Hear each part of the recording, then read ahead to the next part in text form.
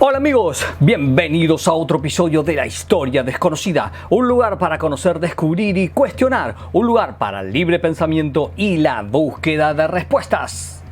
En el capítulo de hoy vamos a tratar de contestar a una de las grandes preguntas existenciales de la humanidad, y es ¿desde cuándo existen las guerras? Y esta pregunta nos va a llevar a otras muchísimas que son nodales para la historia de nuestra especie. Pero antes de comenzar, no te olvides de darle like, suscribirte y activar la campanita si te gusta o te interesa el contenido de este video. Lo mismo que no te olvides de dejar tu pregunta, comentario o reflexión abajo. ¡Vayamos a la batalla de hoy!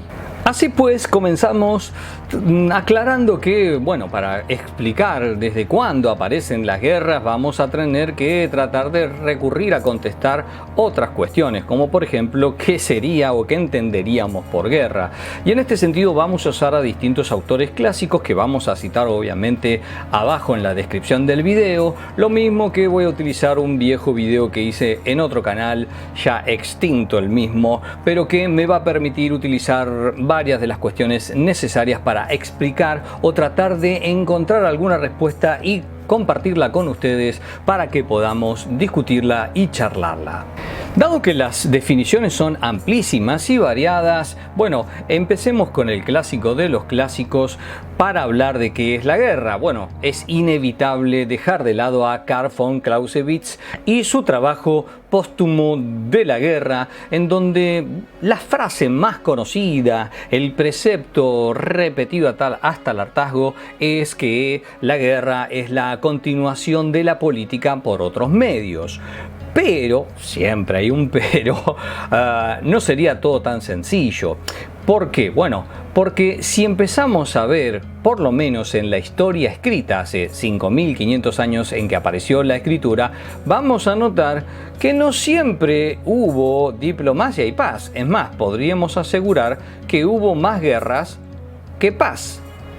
Y en este sentido, vamos a utilizar lo que sostiene la Enciclopedia Mundial de las Relaciones Internacionales y Naciones Unidas, que dice que desde la aparición de la escritura hace 5.500 años antes del presente, solo ha habido paz en apenas poco más de 300 años, y que en los 5.200 años restantes los seres humanos se han matado mutuamente en diversos conflictos.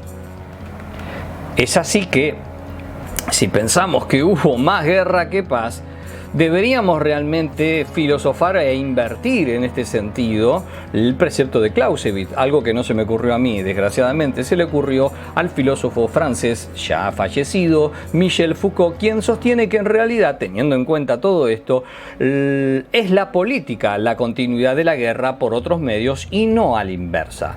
Sea así, sea de otra manera, lo cierto es que igual esta definición no nos alcanza para ver desde cuándo aparece la guerra, porque si es una cuestión política, difícilmente podemos incluir en este sentido a las primeras poblaciones de Homo sapiens que no tenían estos complicados preceptos que devienen más de las características de un Estado, la idea de la diplomacia, la guerra y la paz, aunque sí había, ya vamos a ver, algunos tratados de paz, pero al margen de esto, lo cierto es que esta definición no alcanza. Por eso vamos a utilizar el trabajo de Gaston Boutoulle, un polemólogo y estudioso de la guerra francés, que nos deja este precepto. Para Gaston Boutoulle, la guerra es la lucha armada y sangrienta entre agrupaciones organizadas. En este sentido, Clausewitz podría agregar también que la guerra es un acto de fuerza para obligar al contrario al cumplimiento de nuestra voluntad. De esta manera, entonces, deberíamos tratar de analizar, teniendo en cuenta estas dos definiciones de Boutoulle y de Clausewitz, ¿desde cuándo existen las guerras?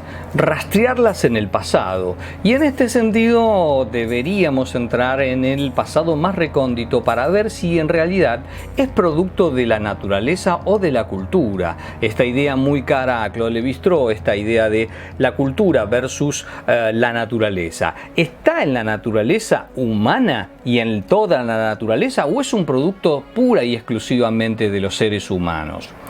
Alguno me va a decir, sí, la guerra está en la naturaleza. Por ejemplo, cuando vemos a miles de hormigas que atacan a un alacrán y se lo comen vivo de forma organizada, cual ejército marchando. O en el enfrentamiento entre avispones y abejas, que son enemigos íntimos.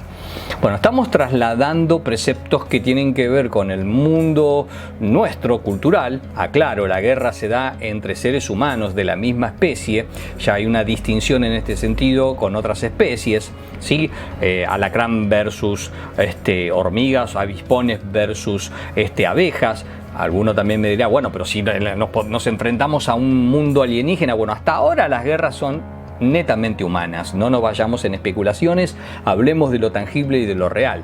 Pero aparte, deberíamos pensar que en el caso de las hormigas, de los avispones y de las abejas, están actuando de forma instintiva. No cuadran con la definición de Gastón Botul de organizaciones armadas. Sí, de la premeditación, de la organización ya anterior, de pensar en el enemigo, en la emboscada. Digo, el pensamiento militar es algo más complejo, que no existen en estos actos que, insisto, son instintivos.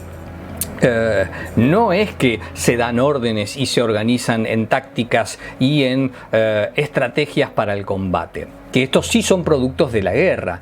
Por otro lado, me dirán, bueno, sí, pero los lobos, por ejemplo, cuando atacan en manada persiguiendo a una presa, el lobo alfa lleva a su presa hacia una especie de trampa en donde los demás lobos lo atrapan. Insisto, todo esto tiene que ver con la cuestión ligada a lo instintivo, más que a la ponerse de acuerdo. El macho alfa dirige y los demás actúan.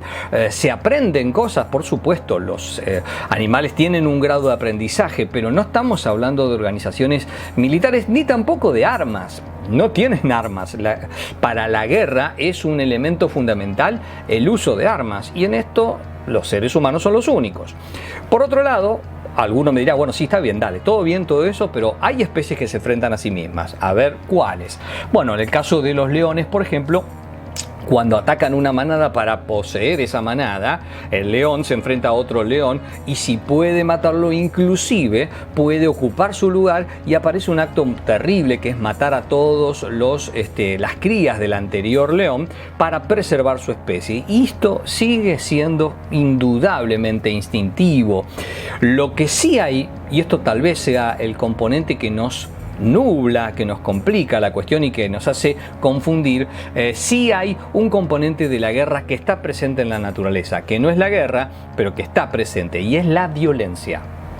¿La violencia es el componente central de la guerra? Sí. ¿Y está en la naturaleza? Sí, claro que sí. El león no se sienta y no invita a la cebra o a la gacela a sentarse a comer. Se la come viva, y esta sufre como una marrana, pero se la comen. Y uno dirá, ¡qué horror! No, es la naturaleza. La naturaleza no es ni buena ni mala. ¿Es cruel? Sí, es cruel para nuestra mirada. ¿Es salvaje? Sí, pero es. No hay una intencionalidad. Por lo tanto, difícilmente podemos pensar que la guerra está ahí, porque no lo está. No hay elementos que nos permitan sostener que existen guerras. ¿Hay enfrentamientos de especies? Sí, pero tiene que ver con la lógica de la selección natural, de la supervivencia.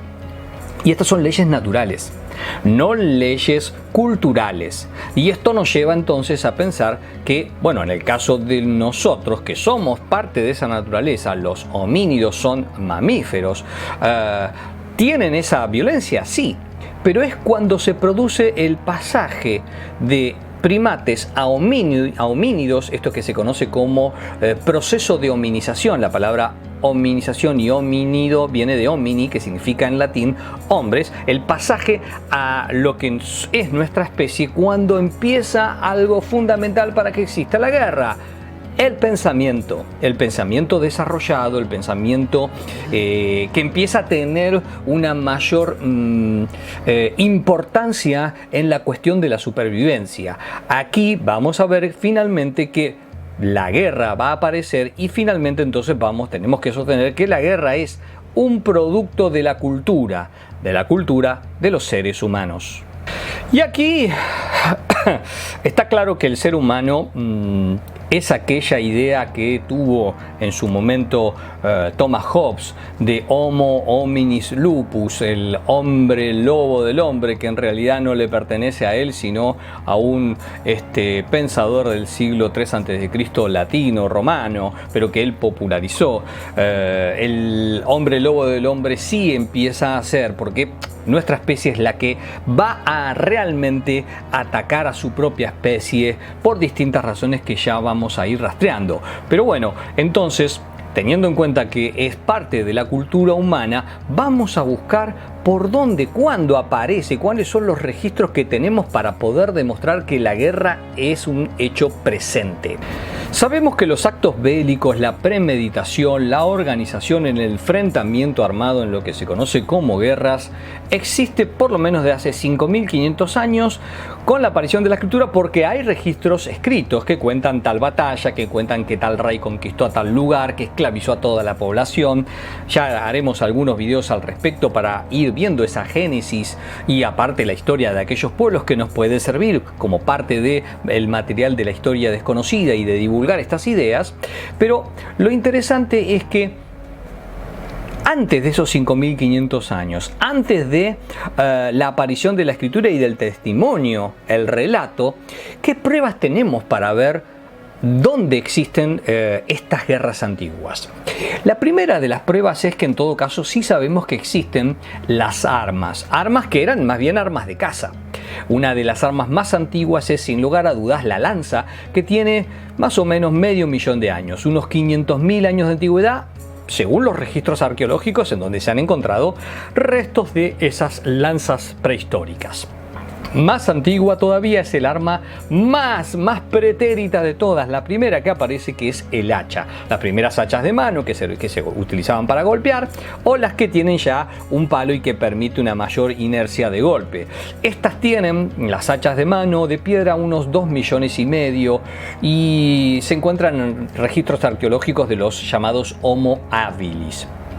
Ahora bien, esto no significa o no da cuenta que sean guerras.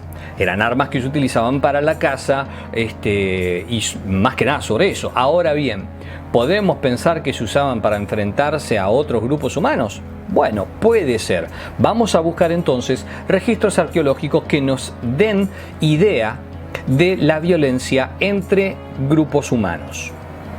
El registro físico arqueológico más antiguo del que se tiene noticia sobre la violencia entre dos Homo sapiens data de más o menos unos 430.000 años y es el primer asesinato del que tenemos un registro de la historia. No es Abel y Caín, aclaro, sino un registro que se encontró el cráneo entre muchísimos otros cráneos en la cima de los huesos en España, en Atapuerca. Allí el cráneo número 17 tiene 2 huellas de golpes sobre el cerebro, sobre el ojo, que nos da la idea de un asesinato. ¿Por qué se sostiene que es un asesinato y no se cayó y se golpeó? Bueno, porque justamente los 2 golpes que tiene están producidos con la misma piedra. Sí, pero en distintos momentos. Significa que ahí hubo un golpe, y este trabajo que se hizo de estudio sobre este cráneo, los antropólogos forenses han demostrado que finalmente fue el primer asesinato. Ahora bien, que haya sido este primer asesinato en ese registro arqueológico que es ese registro arqueológico se estudió durante 20 años, entre 1990 y 2010. Bueno, ¿esto nos da prueba de que ya empieza a haber violencia entre seres humanos? Sí, pero esto no es una guerra. Para que haya guerra debe haber grupos armados, enfrentados, y entonces esto nos lleva a buscar otros registros arqueológicos. Y en este sentido, el registro arqueológico más antiguo, sí, de grupos que se han enfrentado es la llamada matanza del lago Turkana en Kenia, que data de aproximadamente unos 10.000 años antes del presente y fue descubierto en el año 2012. ¿Qué se encontró allí? Bueno, pues bien, se encontraron unos 27 cuerpos que fueron masacrados, hombres, niños y mujeres asesinados de forma violenta. Solamente 2 de esos cuerpos no tienen heridas en los huesos de armas, y da la casualidad que son los únicos 2 que están de una forma que se los encontró como puestos en cuclilla, lo cual nos da a pensar de que estaban atados y maniatados y que se les cortó el cuello. Por eso no quedó un registro del corte o de la muerte, porque en esta parte hay más bien cartílagos, y entonces se tiene este registro antiguo, ya dijimos, de unos 10.000 años. Ahora bien, esto ya podemos hablar que hay un enfrentamiento bélico de lo que podría ser una guerra primitiva. Este es el más antiguo de los registros arqueológicos, pero hay un registro gráfico más antiguo, que es el de un enfrentamiento entre arqueros, lo que sería un registro gráfico, es decir, un dibujo, no cuerpos. Y esto se encuentra en la cueva de Roure, en España, en donde se ve un enfrentamiento entre arqueros, ya dijimos de 12.000 años de antigüedad, y en donde se puede apreciar además un rudimento de táctica. Un grupo es atacado por otro y atacado por los flancos. Obviamente que esto es forzar la interpretación. No podemos hablar de que había un pensamiento tan elevado de táctica, pero puede ser tomado como una idea de emboscada, lo cual ya nos empieza a dar un poquito de idea de que estamos hablando ya de 12.000 años antes del presente. Es así que, tomando entonces las definiciones de Botul y la definición de Clausewitz y viendo los registros que encontramos, podemos entrever que aproximadamente entre 20 y 30.000 años antes del presente es probable que ya la guerra entre seres humanos existiera. Y este es la suposición que se sostiene en estos tiempos, al menos hasta que se encuentre algún registro mucho más antiguo que nos demuestre que estamos equivocados, pero tenemos que calcular entre 20 y 30.000 años al menos el origen o la aparición de las primeras guerras, llamadas guerras primitivas por distintos especialistas como el norteamericano Harry Turner Hay. Esta idea de guerra primitiva, de grupos tribales que se enfrentan, va a empezar a cambiar. Esto se da recién cuando aparece algo fundamental en la historia argentina, es decir, la historia de nuestra especie y también, ¿por qué no?, de la historia argentina y del mundo en total, que es la sedentarización. Cuando los grupos cazadores y recolectores que empiezan a manejar y a conocer la naturaleza descubren que pueden sembrar semillas silvestres y cosecharlas, y esto les va a permitir producir más alimentos y los va a llevar a sedentarizarse, es decir, a sentarse en una región y empezar a producir estos alimentos. Y aparece algo fundamental, que es la producción del excedente. Empieza a hacerse más alimentos de los que se puede comer. Y esto va a ser una transformación. Estamos hablando de 10.000 años antes del presente, y esto es fundamental. ¿Por qué? Porque al establecerse empiezan a crecer estos grupos que producen más alimentos y empiezan a generar un crecimiento que lleva a que los termine enfrentando a otros grupos humanos que tienen ese mismo proceso, o a grupos de cazadores recolectores que pasan hambre y que ven la posibilidad de estos grupos estables, fácilmente de ubicar y de localizar, para ser atacados en la noche. De esta manera, esto lleva a algo que va a ser el inicio de las primeras carreras armamentísticas, que es, bueno, ante los ataques nocturnos, los sedentarios se organizan y empiezan a construir empalizadas de madera o de piedra. El registro más antiguo que se tiene son las murallas de Jericó de 9.000 años antes de Cristo, que son de piedra, y la organización. Pero aparte aparece otra cuestión que es fundamental para el desarrollo de las guerras, y es que al haber excedente de alimento, se necesitan menos campesinos, y estos campesinos pueden alimentar a la población total, que empieza a poder dedicarse a otras labores. Es lo que se conoce como la especialización laboral. Entonces aparecen cesteros, alfareros, escultores, albañiles, y aparecen los guerreros. Sí, aquellos que se especializan en luchar para defender a estas poblaciones, es decir, son aquellos que son mantenidos, alimentados para la labor de custodia y de lucha por estas agrupaciones. De esta manera empieza a aparecer este largo camino en donde las aldeas se convierten en ciudades, las ciudades se convierten en reinos y los reinos se convierten en imperios. De esta manera la guerra deja de ser un hecho primitivo y se convierte en una realidad que nos alcanza hasta nuestros días y no termina. Así pues, de esta manera terminamos este capítulo pequeño de la historia desconocida. Hasta la próxima batalla.